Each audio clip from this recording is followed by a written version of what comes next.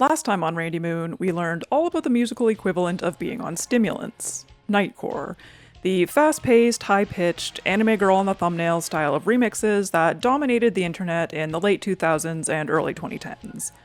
But my doctor is telling me that my heart rate is concerningly high, so in today's episode, we'll be slowing things down a little. Or a lot. That's right, we're going to be talking about Vaporwave. I thought it'd be interesting to follow up my Nightcore video with a video on Vaporwave because I think they're kind of two sides of the same coin and mirror each other in interesting ways. Both are deeply rooted in internet culture and have had a greater impact on music than one might expect at first glance.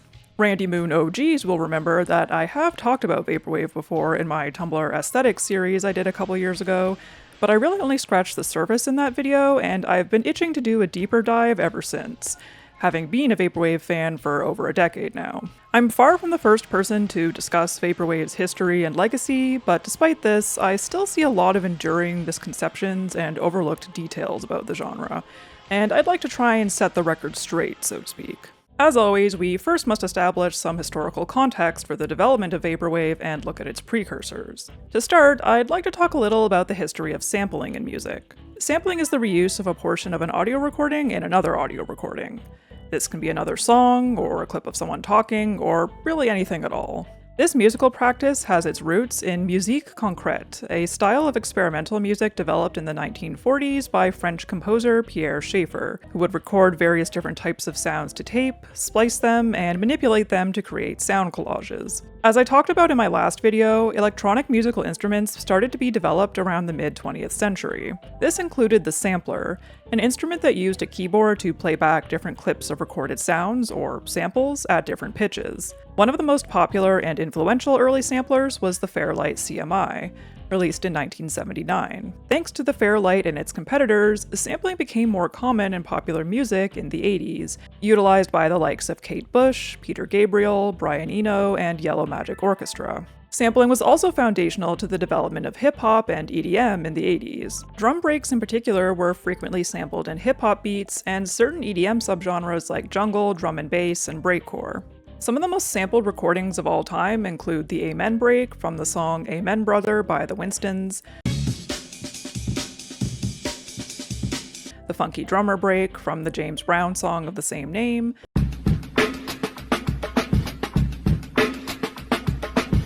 and the Think break from the song Think About It by Lynn Collins.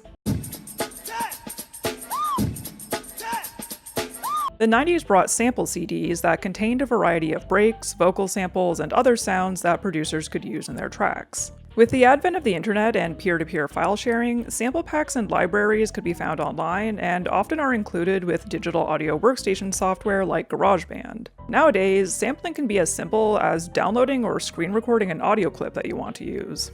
Once artists had the ability to sample, some started using it in really innovative ways, creating new subgenres of sample-based music. Something I feel like gets glossed over a lot is Vaporwave's relationship with hip-hop. One hip-hop artist who used samples in a way that particularly influenced Vaporwave was DJ Screw. Screw pioneered a style of hip-hop in the 90s known as chopped and screwed. He would remix songs by chopping them, adding skipping effects and record scratches, and screwing them, slowing them down to 60 to 70 BPM and lowering the pitch. Given this was the 90s, he did all this using records and turntables. This gave the music a mellow, heavy sound that placed emphasis on the lyrics. Chopped and Screwed became popular in DJ Screw's local Houston hip-hop scene before spreading all over the United States. Chopped and Screwed music was also heavily associated with the drug lean, a purple drink containing codeine cough syrup and the drug that would ultimately contribute to DJ Screw's untimely death, because it induced a similar mellow feeling as the slowed down music. Another sample-based genre that influenced Vaporwave was plunderphonics, developed in the 80s by composer John Oswald. Oswald would construct songs entirely out of samples, manipulating them and layering them on top of each other to create something new. For instance, he chopped up the song Bad by Michael Jackson to create a track titled Dab. He named the genre thus because the sounds were plundered or stolen from elsewhere. And indeed, many people do view sampling as stealing, particularly with regards to songs that are entirely constructed of sampled sounds or sample large portions of other tracks with minimal manipulation. Smaller independent artists typically are not clearing the samples they use because that can be a prohibitively expensive and difficult process, especially when the person you're trying to sample is a much bigger artist who's signed to a major label. This has led to some artists having to, at best, remove their music from streaming services, or at worst, ending up in legal hot water. It's also not uncommon to come across the opinion that sampling is lazy and uncreative, something I do not agree with whatsoever. I've seen some incredibly creative uses of sampling in my time. Not to mention, borrowing and adapting the works of others to create something new has been a common artistic practice for ages, far predating copyright law in the modern music industry. And if there are any musicians watching this, I am hereby giving you express permission to sample any of my videos in your music for free, under the condition that you send it to me. While Chopped and Screwed and Plunderphonics informed the production aspects of Vaporwave, a non-sample-based genre, alternately known as chillwave or hypnagogic pop, informed the overall vibe of Vaporwave. This was a style of indie pop that briefly became popular in the late 2000s, right before Vaporwave took off. It was characterized by lo-fi, dreamy soundscapes, nostalgic references to the music and pop culture of the 70s, 80s, and early 90s, slow tempos, mellow vocals, escapist lyrics, heavy reverb, retro synthesizers, and analog recording idiosyncrasies like tape hiss. It also drew on genres like shoegaze and dream pop.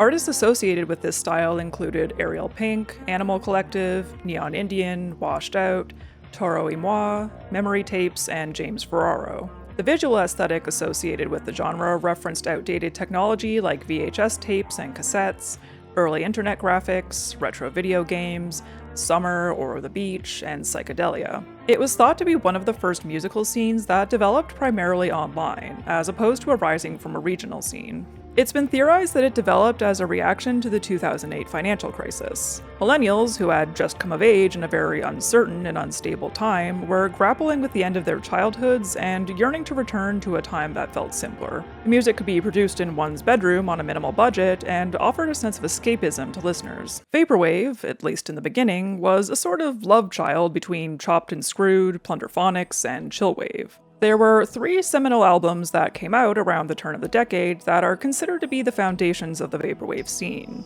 The first of these was Chuck Person's Echo Jams Volume 1, released in August 2010 by Daniel Lopatin, more commonly known as 1-0-Tricks Point Never. Lopatin had begun experimenting with Plunderphonics in 2009, uploading tracks that consisted of slowed down and looped samples of 80s and 90s pop songs to a YouTube channel called Sunset Corp. He repurposed some of these tracks for Echo Jams, and the new tracks were produced in the same style. The album cover is like if you cut up the box art for the 1992 Sega Genesis game Echo the Dolphin and rearranged it, similar to how the music features chopped and scrambled samples. Slowing the song down, looping a specific part of it, and distorting it makes these upbeat pop songs sound kind of depressing or even downright sinister. Similarly, the album cover completely cuts out the cute and playful Echo the Dolphin, and instead prominently features the much more menacing-looking shark. The second foundational album was James Ferraro's Far Side Virtual, released in October 2011. Previously associated with the hypnagogic pop scene, Ferraro abandoned his lo-fi sound for an almost uncannily clean and sharply produced electronic one. This album was less sample-based than Echo Jams, but drew clear inspiration from things like early computer sound design, ringtones, elevator music or Muzak, and 90s retrofuturism. The album cover is a collage with a grainy screenshot from Google Street View and an iPad with a sky and abstract design on its screen. Had this been released a decade later, it probably would have been called Fruitiger Arrow instead of Vaporwave. Ferraro has said that the album was meant to be a satire of 21st century digital life, with track names like Palm Trees, Wi-Fi, and Dream Sushi, and Starbucks, Dr. Zeusism, and While Your Mac is Sleeping. It evokes the utopian future imagined by Y2K-era tech optimism, a future that very quickly came crashing down post 9/11 and dot-com bubble burst. Lastly, there was what is probably still the single most famous and influential Vaporwave album to date, Floral Shop by Macintosh Plus. Released in December 2011 by Ramona Langley, also known by the alias Vectroid, this album was the blueprint. Langley had heard Echo Jams and was inspired to attempt something similar herself, sampling well-known artists of the 80s like Diana Ross and Sade, as well as new age music and obscure 90s video game OSTs, slowing them down and manipulating them in ways that completely changed the mood of the original song. Even if you clicked on this video feeling like you're not very familiar with Vaporwave, you're almost guaranteed to have heard this song at some point.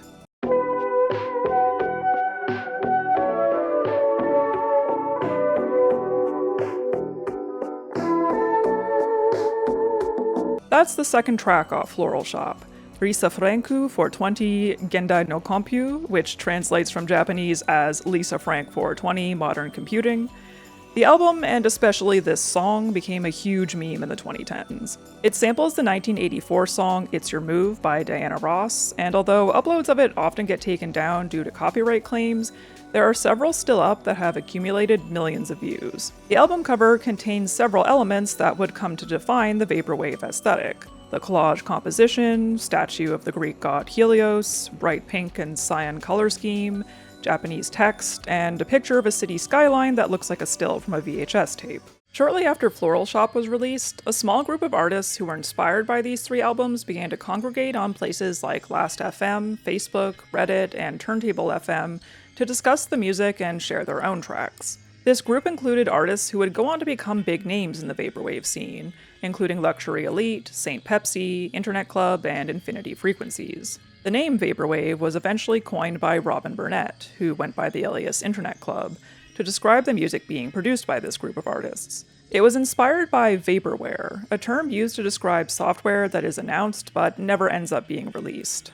These early Vaporwave artists were mostly anonymous, sometimes releasing music under multiple different pseudonyms. They wanted to put the emphasis on the music as opposed to the person behind it. In an effort to keep the scene underground, due in no small part to the fact that the music was full of uncleared samples, pseudonyms, album titles, and track names often contained kanji or Unicode characters that made them difficult to search for. The music was generally available to stream or download for free on places like YouTube, SoundCloud, Bandcamp, or Mediafire. Throughout 2012, a series of virtual music festivals called SPF 420 were held on TinyChat, with emerging Vaporwave artists filling the lineups. Each event drew more viewers than the last, and soon online music publications like Tiny Mixtapes and Dummy Mag were taking notice and writing about this nascent genre.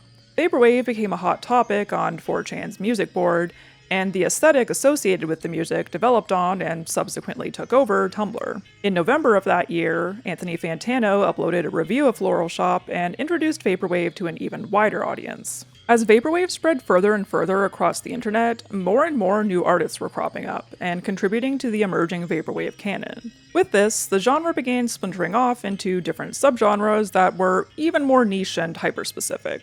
I could be here all day listing them off, so I'll just cover some of the more notable ones. Some artists continued to make the classic sample-based, chopped and screwed style of Vaporwave, which came to be known as Echo Jams after the album of the same name. Some artists who became well known for making music in this style included Internet Club, Mediafire, Death's Dynamic Shroud, and Christ. But it wasn't all just sampling 80s R&B or smooth jazz, which I feel like Vaporwave as a genre often gets reduced down to when a lot of the music actually contained none of that. Vaporwave artists pulled samples from a diverse array of sources. One of my favorite Vaporwave artists is the three-person group Death's Dynamic Shroud, who have sampled K-pop songs, 2010s pop hits, soundtracks from video games like Sonic R, Ocarina of Time, and Pokemon Diamond and Pearl, and the End of Evangelion soundtrack, and that's just barely scraping the surface. The looping 80s synth-pop, R&B, and smooth jazz samples that everyone now associates with Vaporwave came to be known as late-night lo-fi. It aimed to evoke the feeling of watching an old CRT television alone at night while half asleep, and made use of distortions like heavy reverb or tape hiss to achieve this effect. Visuals associated with this subgenre included old TVs, VHS tapes, nighttime city skylines, neon lights, and advertising from the 80s. It was pioneered by artists like Luxury Elite, 18 Karat Affair, Midnight Television, and Esprit Fantasy.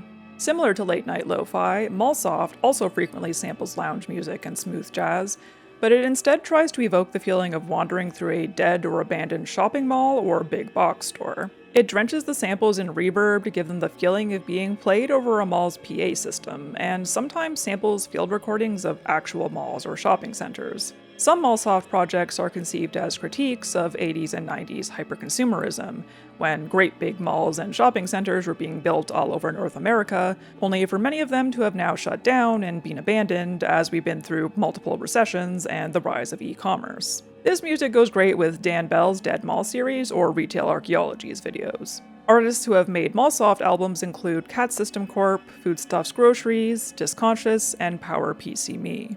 A vaporwave subgenre that formed pretty early on was vapor trap, which, as the name suggests, fuses vaporwave and trap music.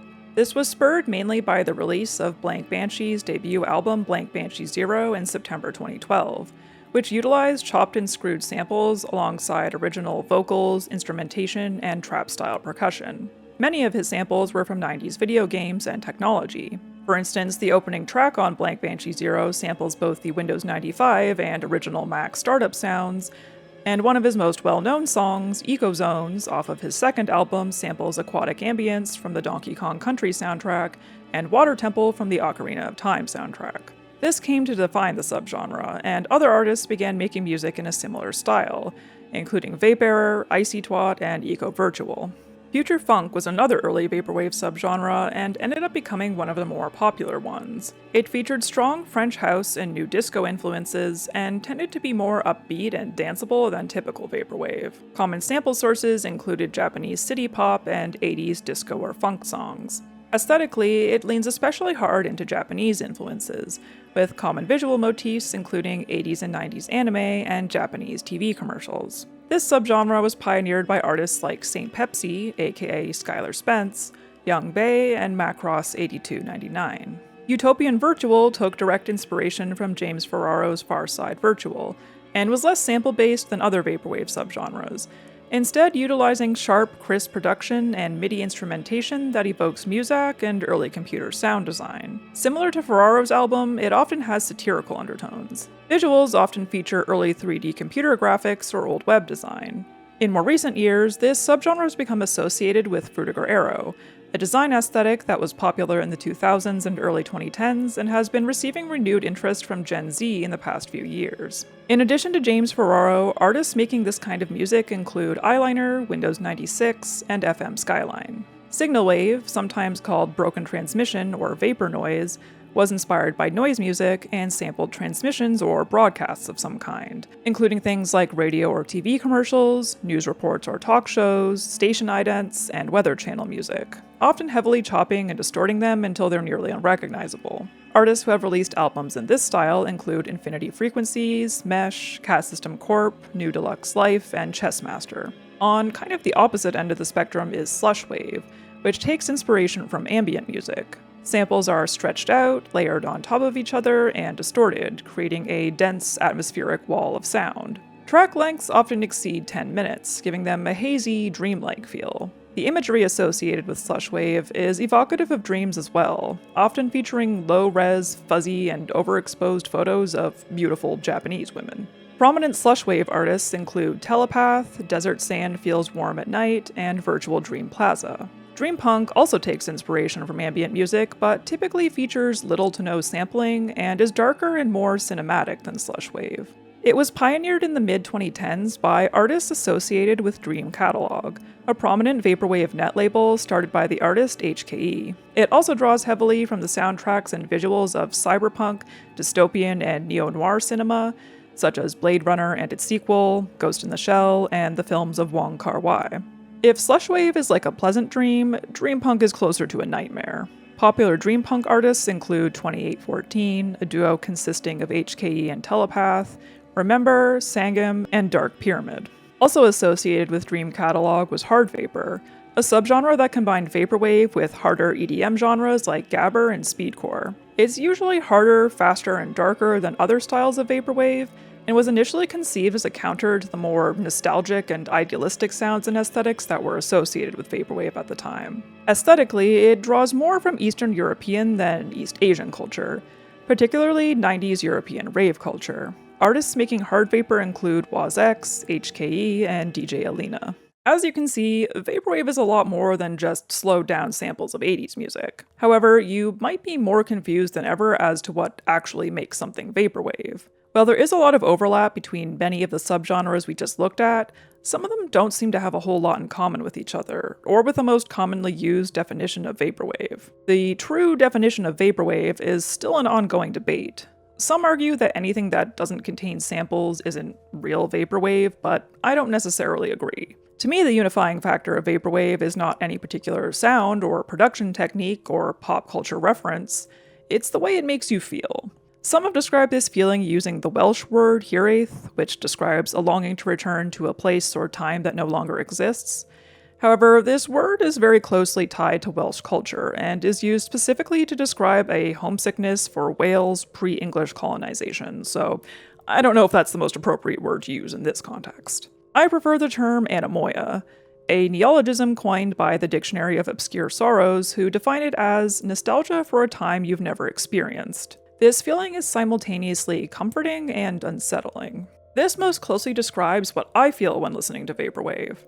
I wasn't alive in the 80s, I've never been to Japan, and yet I experience a deep sense of longing to return to these times and places as though I had been there, whether I'm listening to Late Night Delight or Birth of a New Day. You may also often see vaporwave associated with a particular political message, usually a critique of capitalism, hyperconsumerism, and pop culture, through satire, irony, or parody. Hence the samples of soulless corporate mood music, tacky 80s and 90s aesthetics, and focus on things like brand names, technology, advertising, and shopping malls, all distorted and made uncanny. It mocks the broken promises of late 20th century capitalism, that economic prosperity and rapid technological advancement would solve all the world's problems and allow you to achieve the lifestyle you've always wanted.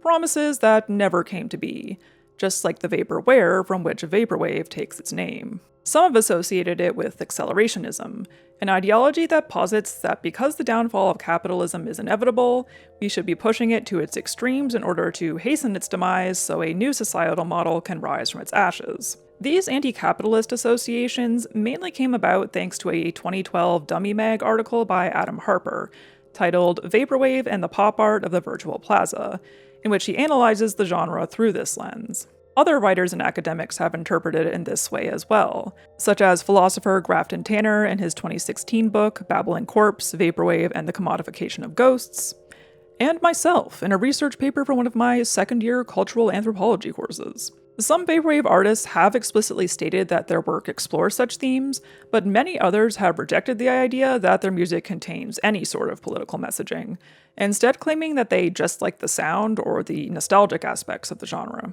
Others still were drawn to the DIY aspect of it and its accessibility. Said Daniel Lopatin of his Echo Jams project, "The entire point of Echo Jams was that it was a DIY practice that didn't involve any specialized music tech knowledge, and for me it was a direct way of dealing with audio in a mutable, philosophical way that had very little to do with music and everything to do with feelings. The key is, if everyone can do it, then each piece reveals something about what its producer likes about it. So I'm always searching for the juiciest moment in a pop track to sample, and get into this hypnotic state with it. I make the Echo Jams when I hear something in pop music and I'm just like, fuck, I just want to hear that over and over." As vaporwave began to find its audience and diversify throughout the 2010s, net labels began popping up on Bandcamp that focused on vaporwave releases. Some even started releasing albums in physical formats like vinyl or CD, but most especially cassette tape.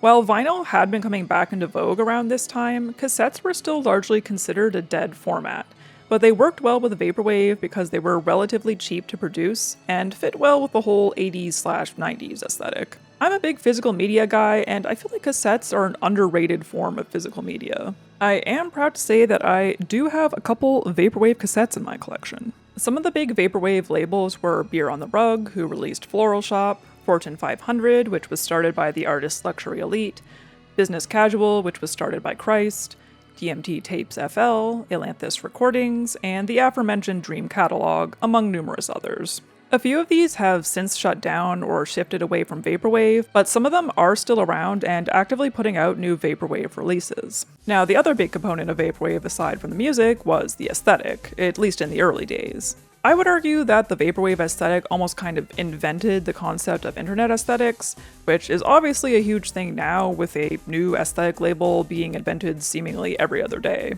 From what I recall, it was also the origin of people using the word aesthetic the way they do now. Aesthetic, when used as an adjective, refers to something being visually pleasing in appearance.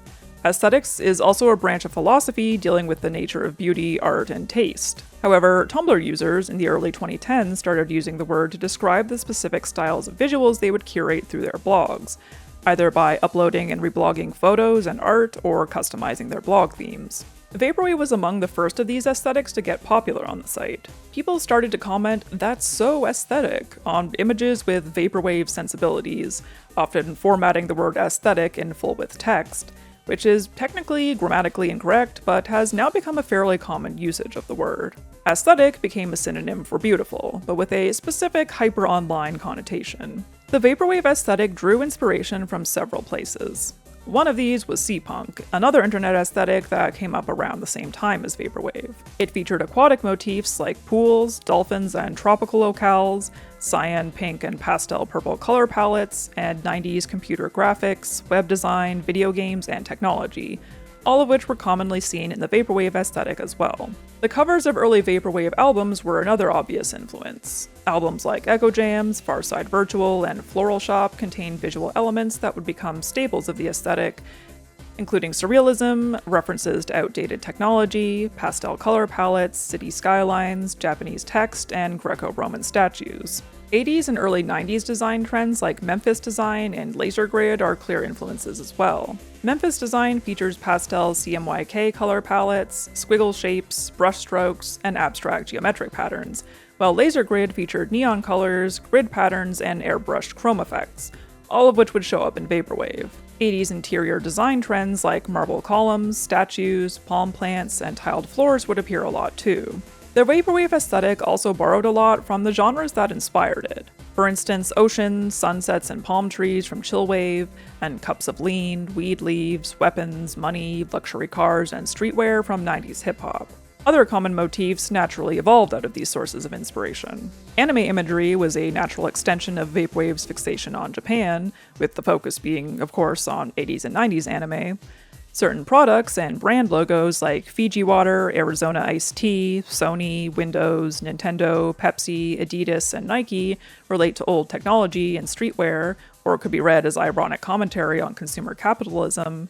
Pixel art is evocative of 90s video games, and things like glitchy effects, film grain, and VHS text made images feel surreal and of the past. Similar to the music, the vaporwave aesthetic can be a lot of different things, but the unifying theme is that sense of anemoia it conveys. The vaporwave aesthetic pretty quickly got divorced from its original context. I don't think most of the people reblogging vaporwave edits on Tumblr back in the day were really avid vaporwave listeners. I really can't see your average 2012 Tumblrina fucking with Freak from the World.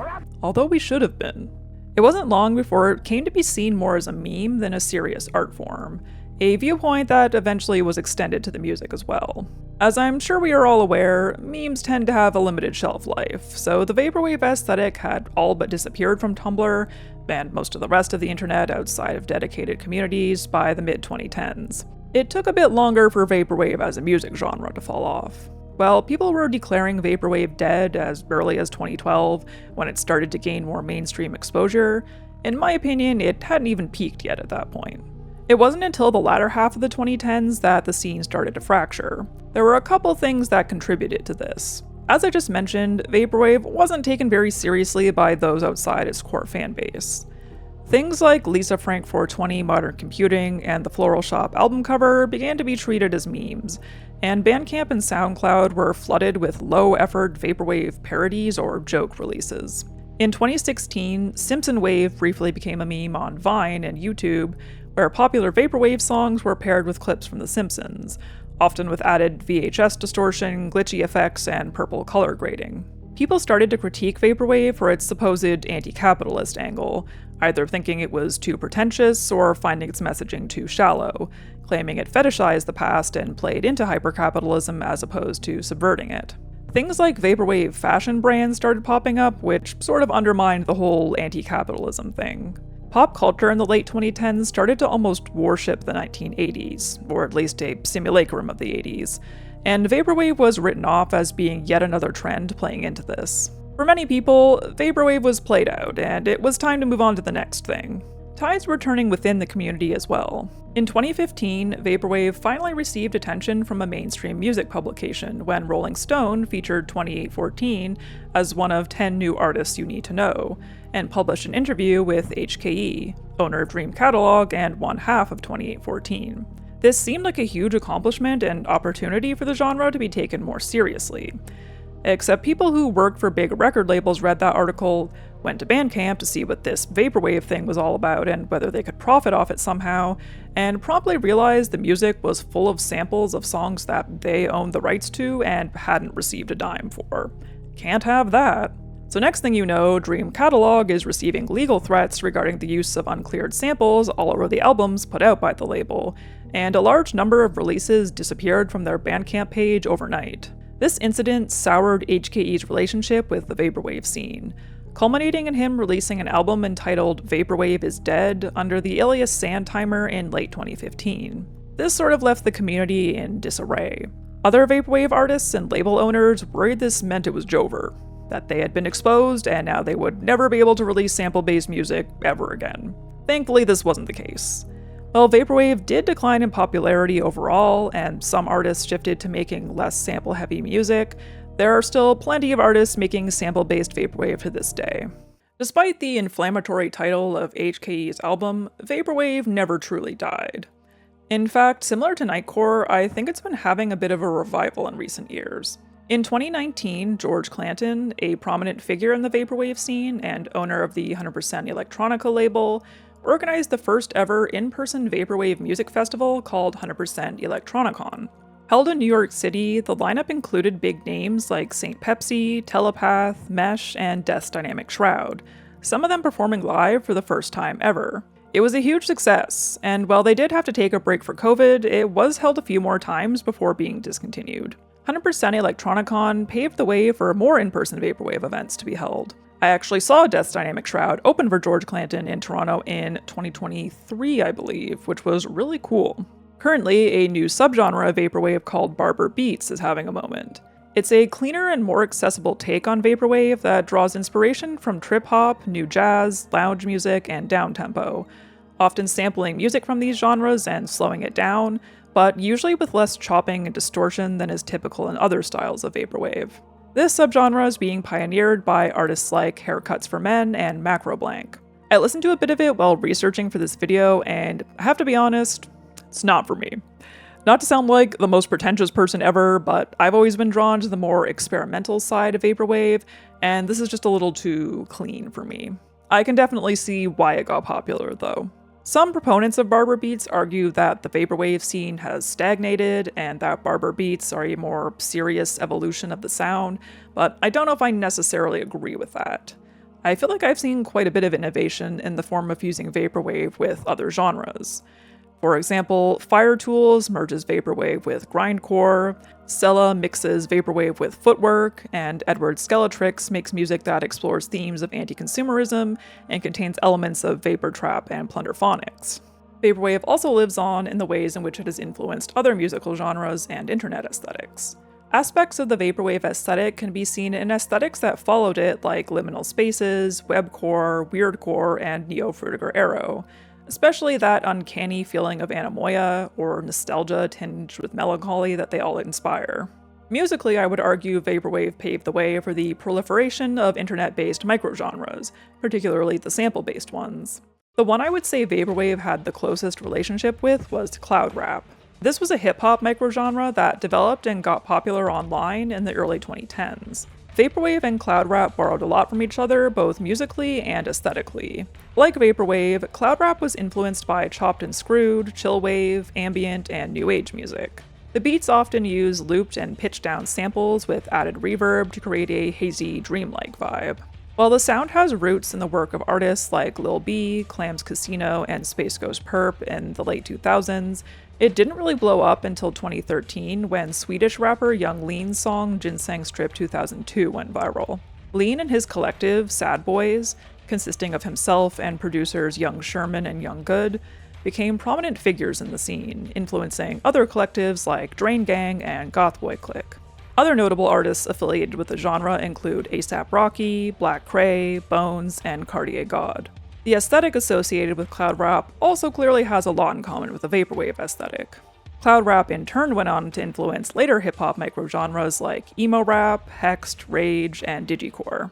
The vaporwave also has ties to lo-fi hip-hop, a style of hip-hop beats that became very popular in the 2010s. I'm sure we're all familiar with Lo-Fi Girl and 24/7 lo-fi hip-hop radio beats to study/relax to. I owe my bachelor's degree to them. Real ones remember when Lo-Fi Girl was the girl from Whisper of the Heart. Lo-fi hip-hop is characterized by down-tempo, atmospheric beats with added effects to make it sound like it's been recorded or is being played on analog technology. Similar to vaporwave, it features a lot of sampling, often from things like anime or cartoons, retro video games, self-help tapes, or public access television. It takes inspiration from the work of artists like MF Doom, J Dilla, and New Jabes.